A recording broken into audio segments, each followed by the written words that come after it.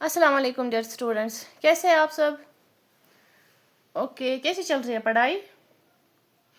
अब आते हैं जल्दी से अपनी क्वेश्चन की तरफ। हमें कौन सा क्वेश्चन करना है? Question number 20। ठीक है, मैं पहले आपको बुक से दिखाती हूँ। क्वेश्चन नंबर 20 हमें बोल रहा है the bookshop of a particular school has 10 dozen chemistry book, 8 dozen physics book, 10 dozen economics books. Their selling prices are rupees 80, rupees 60 and rupees 40 each respectively. ठीक है, find the total amount the bookshop will receive from selling all the books using matrix algebra. तो हमें यहाँ पे matrix use करना है, उनका multiplication use करना है, मैट्रिक्स मल्टीप्लिकेशन। हमें क्या बोला गया है, एक बुक शॉप है उसके पास क्या है, केमिस्ट्री बुक्स है, मगर 10 डजन। डजन का मतलब क्या होता है? 12। शाबाश, 12 होता है ना, तो 10 डजन होते हैं, 10 इंटू 12 है ना, उतनी केमिस्ट्री बुक्स है इसके पास। एंड 8 डजन क्या है? Physics books, that means 8 into 12। Dozen में 12 होता है ना, जैसे फॉर एग्जांपल केले का एक डजन है, कितने होते हैं उसमें केले? 12 होते हैं।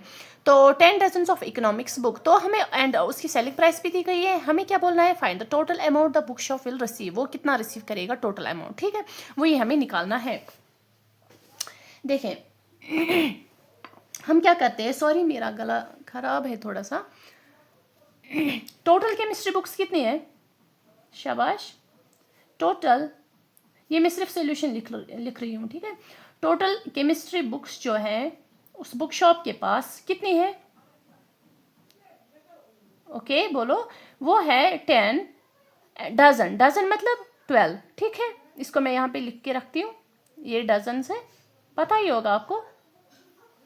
एंड जो उसके पास है टोटल फिजिक्स बुक्स, वो कितनी है?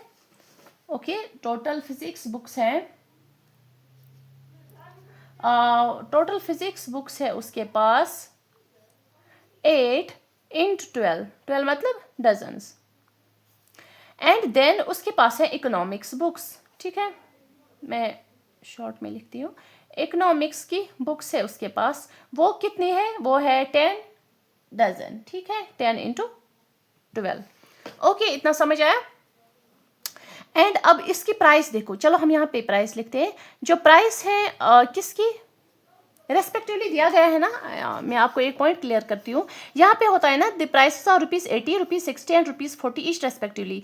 अब आपको हो सकता है किसी स्टूडेंट को यहाँ पे कंफ्यूजन हो जाएगी कि किस बुक की कौन सी प्राइस है ना, तीनों दी गई है तो किस बुक की कौन सी प्राइस है, केमिस्ट्री की, फिजिक्स की एंड इकोनॉमिक्स की। देखें जो दिया गया है ना रेस्पेक्टिवली, इसका मतलब होता है जो यहाँ पे फर्स्ट दिया गया है ना, फर्स्ट है, सेकंड है, थर्ड है, यहाँ पे भी क्या है? First, second, third. That mean जो यहाँ पे फर्स्ट बुक है क्या है? केमिस्ट्री बुक, उसकी जो फर्स्ट यहाँ पे फर्स्ट प्राइस दी होगी ना, पहला जो प्राइस दिया होगा वो उसी का होगा, केमिस्ट्री का। फिर सेकंड प्राइस किसका होगा? सेकंड प्राइस होगा जो सेकंड बुक दी हुई है, यहाँ पे सेकंड नंबर पे फिजिक्स बुक है, तो फिजिक्स बुक की 60 रुपीज़ है। देन आफ्टर दैट हमें दिया गया है यहाँ पे इकोनॉमिक्स बुक, तो थर्ड पे इकोनॉमिक्स बुक है, दैट मीन्स लास्ट नंबर पे इकोनॉमिक्स बुक है। यहाँ पे लास्ट नंबर पे कौन सा है ये प्राइस? रुपीज़ 40, तो 40 रुपीज़ क्या है? इकोनॉमिक्स का। अब आया समझ? हो सकता है किसी स्टूडेंट को यहाँ पे कंफ्यूजन हो।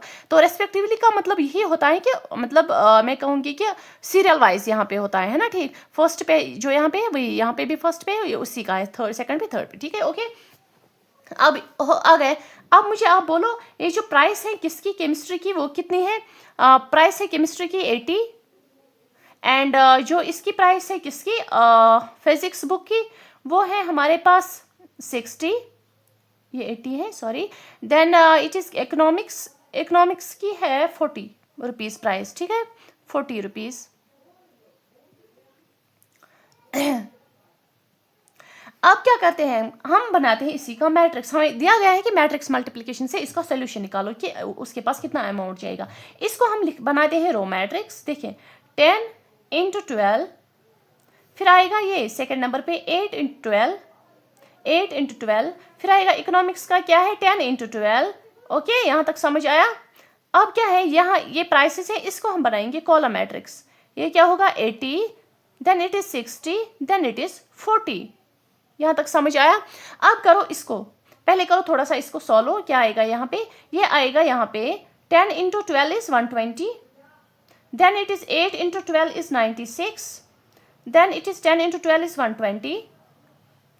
तो यहाँ से अपना कॉलम मैट्रिक्स ऐसे ही रहेगा, 80, 60, देन इट इज़ 40। कहीं पे किसी को कंफ्यूजन? अब करो इसको ये मैट्रिक्स मल्टीप्लिकेशन। जब हम इसका मैट्रिक्स मल्टीप्लिकेशन करते हैं, यहाँ पे होगा 180 इंटू 40, तो क्या आएगा हमारा? वो आ रहा है 9600। 0 इंटू 0 तो 0 0, 2 इंटू 8 16, 8 1 सा 8 प्लस 9 1 एंड हो गया है 9, तो दैट मीन्स 9600। अब करो इसको 96 इंटू 60, वो क्या आएगा? वो आ रहा है 5760। फिर भी आप खुद से भी करना, मल्टीप्लाई करना इसको 96 इंटू 60। फिर करते हैं इसको 120 इंटू 40, क्या आएगा हमारे पास? 0 0 0, 4 2 आर 8, 4 1 4, 4800। ठीक है, इनका जब हम करते हैं एडिशन 9600 प्लस 5760 प्लस 4800, वो आ रहा है हमारे पास 20160। ठीक है, तो ये आ रहा है हमारे पास टोटल अमाउंट, जो किसके पास जाएगा? जो बुक सेलर के पास जाएगा। तो यही है इसका आंसर। आप चाहो तो इसको एक बार कैलकुलेट भी कर सकते हो, फिर देखो कि इसका आंसर यही आ रहा है या नहीं। अब आते हैं क्वेश्चन नंबर 21 की तरफ। 21 क्वेश्चन हमें बोल रहा है द रिस्ट्रिक्शन ऑन एन, पहले यहाँ से assume X Y Z W and P are matrices of order 2 into n 3 into k. ये ऑर्डर्स है किसके? एक्स मैट्रिक्स है, वाई मैट्रिक्स है, जेड मैट्रिक्स है, डब्ल्यू है, पी है। ठीक है, ये मैट्रिसेस है, इनके ऑर्डर से देखो यहाँ पे भी रेस्पेक्टिवली है ना। दैट मीन्स ये जो फर्स्ट ऑर्डर है ये इसका एक्स का है, फिर जो 3 इंटू के है वो वाई का है, देन 2 इंटू पी क्या है? जेड का है, एन इंटू के क्या है? डब्ल्यू का, देन पी का जो है लास्ट पे है पी इंटू के। ये इनके ऑर्डर्स है। Choose the correct answer in exercises 21 and 22. That means 21 और 22 जो क्वेश्चन है वो इसी बेसिस पे है। ठीक है, तो 21 क्वेश्चन हमें पूछ रहा है the restriction on N K and P so that P Y plus W Y will be defined R. That means हमें P Y and P Y and W Y जो है वो डिफाइंड है। दैट मीन्स इनका addition हुआ है, तो किस तरीके, मतलब कौन सी कंडीशंस रही होंगी। ठीक है, वो हमें ये बोलना है। तो हम करते हैं, हम पहले इसको सॉल्व करेंगे, ऐसे इसका आंसर नहीं लिख सकते, पहले सॉल्व जरूरी करना है। क्या है हमारे पास क्वेश्चन नंबर 21 में? हमें बोलो P Y and W Y वो डिफाइंड है। ठीक है, अब अगर ये क्या है? ये भी मैट्रिक्स है, ये भी मैट्रिक्स है, ये भी मैट्रिक्स है ना? ये क्वेश्चन में दिया गया है, ये भी मैट्रिक्स है। सॉरी, मैं ये थोड़ा सा, तो क्या है जो P जो मैट्रिक्स है उसका ऑर्डर क्या है? शाबाश, आप बुक से देखो। P का ऑर्डर जो है P इंटू के, देखें P का ऑर्डर जो है P इंटू के, देन Y का ऑर्डर बोलो मुझे। Y का ऑर्डर जो है वो 3 इंटू के है। 3 इंटू के आपको दिखाई दे रहा है?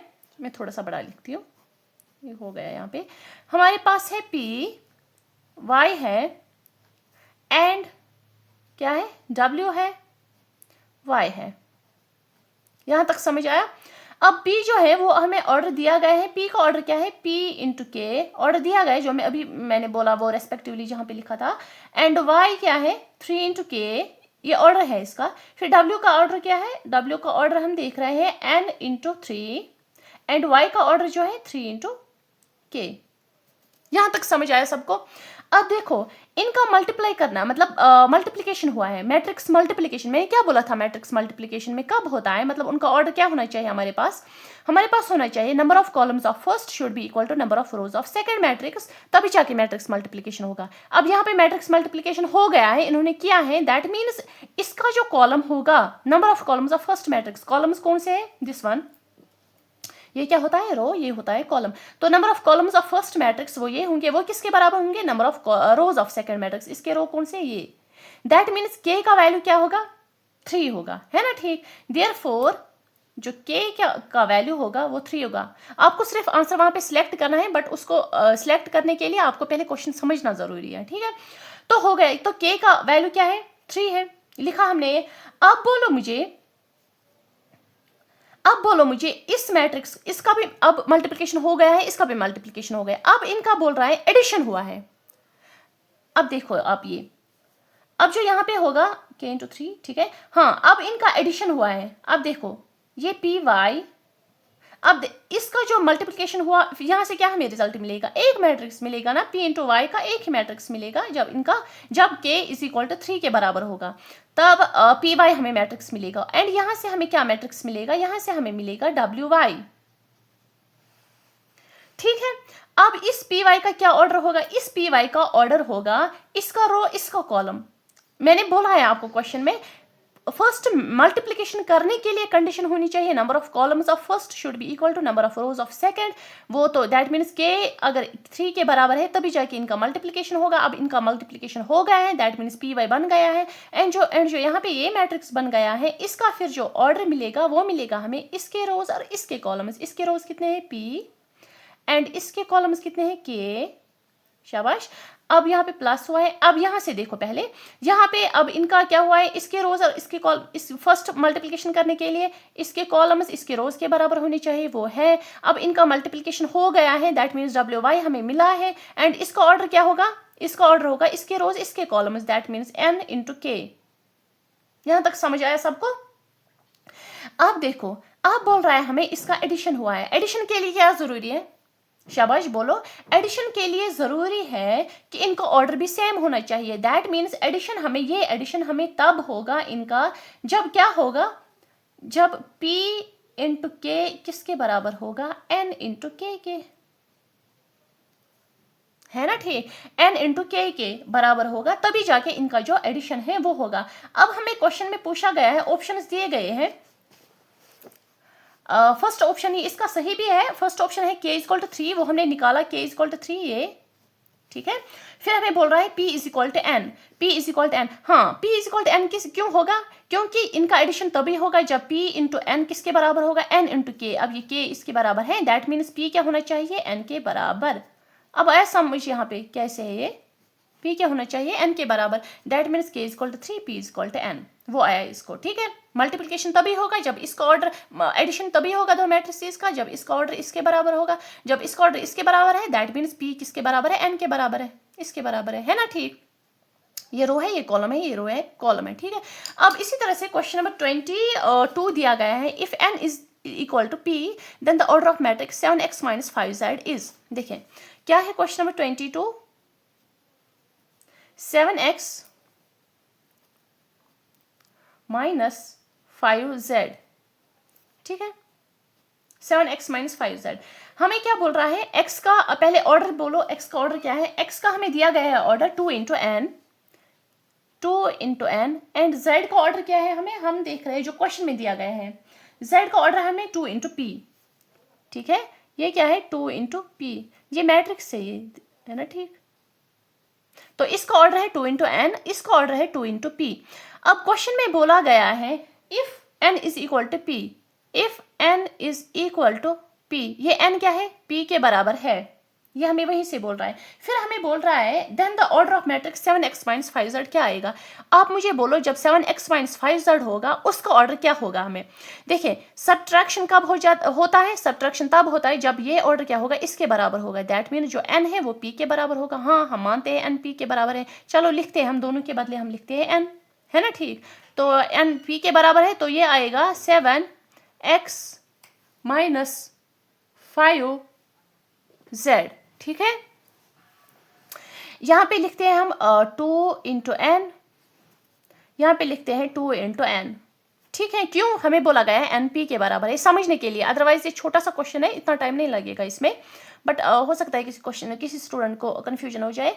अब जब इनका सब्ट्रैक्शन करते हैं तो ऑर्डर सेम होना चाहिए, ऑर्डर सेम है। अब हमें बोल रहा है क्वेश्चन में then the order of the matrix 7x minus 5z is, इसका ऑर्डर क्या होगा? हमें बोलो, इसका ऑर्डर सब्ट्रैक्ट करो, उसका और जो यहाँ पे रिजल्ट आएगा हमारा मैट्रिक्स आएगा, उसका ऑर्डर भी क्या होगा? 2 इंटू n होगा, है ना? ठीक, तो उसका ऑर्डर भी क्या होगा? 2 इंटू n, दैट मीन्स इसका जो ऑप्शन है कौन सा? 2 इंटू n, यही इसका आंसर है, ठीक है। इसका फर्स्ट पार्ट है, इसका बी पार्ट है। अब आया समझिए कैसे क्वेश्चन? ये थोड़ा सा कंसेप्चुअल था यहाँ पे, तो इसको समझना जरूरी था, अदरवाइज ये छोटे से क्वेश्चन थे। आई थिंक आज इतना ही, इसके साथ हमारी एक्सरसाइज भी कंप्लीट होती है। अब आते हैं हम इंशाल्लाह नेक्स्ट एक्सरसाइज पे। ये हमारी 3.2 एक्सरसाइज कंप्लीट हो गई इसके साथ। अब आते हैं हम नेक्स्ट एक्सरसाइज पे इंशाल्लाह नेक्स्ट लेक्चर में, ठीक है। खुदा हाफिज।